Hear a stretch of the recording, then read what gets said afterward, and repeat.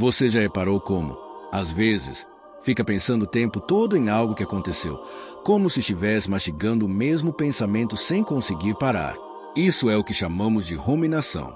Antes de continuarmos, devo lembrar que farei uma oração para que Deus abençoe sua vida ao final do vídeo e peço que você deixe sua curtida. Mas se não puder ajudar, não precisa fazer nada. Agora, vamos à mensagem. A ruminação é um tipo de pensamento repetitivo e muitas vezes negativo, onde você fica revivendo uma situação do passado sem conseguir encontrar uma solução. Imagine que você está olhando para trás, tentando entender algo que aconteceu, mas a sensação é que nunca chega a uma resposta.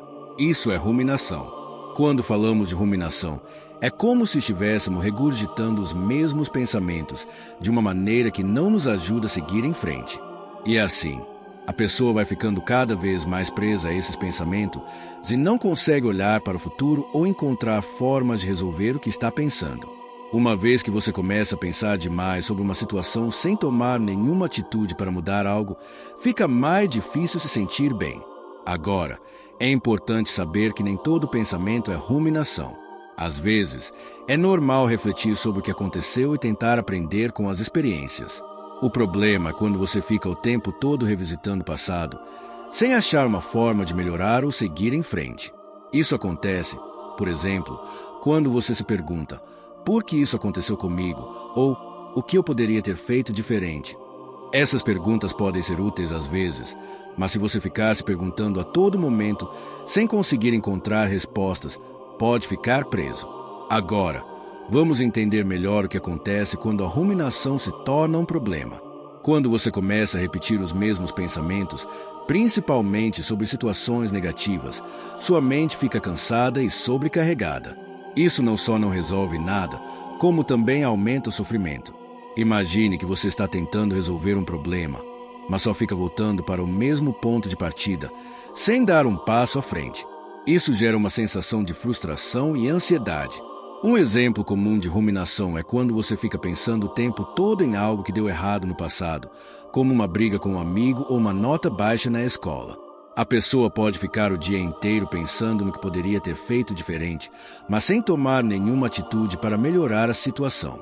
Esse tipo de pensamento não ajuda a resolver o problema. Em vez disso, faz você sentir ainda mais ansiedade e tristeza. Além disso, a ruminação muitas vezes faz com que a pessoa se sinta incapaz de seguir em frente. Quando você fica repetindo as mesmas ideias, seu cérebro entra em um ciclo vicioso de sofrimento. Isso pode fazer com que você perca a confiança em si mesmo e se sinta cada vez mais triste ou ansioso. Com o tempo, a ruminação pode até piorar o quadro de ansiedade e depressão, porque a pessoa não encontra uma forma de sair do ciclo de pensamentos negativos. A grande questão é que esse tipo de pensamento acaba nos bloqueando. Ao invés de buscar soluções, ficamos presos no porquê das coisas. Por exemplo, se você levou um pé na bunda de um amigo, em vez de pensar em como seguir em frente ou melhorar suas amizades, fica pensando só no porquê aquilo aconteceu. Isso vai te deixando sem forças para agir, sem saber o que fazer com seus sentimentos. A boa notícia é que a ruminação não precisa ser um bloqueio permanente. Quando começamos a entender como ela funciona, podemos encontrar forma de sair desse ciclo de sofrimento. A chave para isso está em mudar a maneira como pensamos. Em vez de ficar preso a perguntas como por que isso aconteceu, podemos aprender a fazer perguntas mais produtivas, como o que posso fazer para melhorar a próxima vez, ou como posso lidar com essa situação de forma diferente. Essa mudança de foco é importante porque, ao invés de ficar no passado, você começa a pensar no futuro. Quando você foca no como em vez do porquê, você começa a criar soluções. Por exemplo, se algo deu errado em uma tarefa ou relacionamento, você pode refletir sobre o que aprendeu com aquilo e o que pode fazer para melhorar.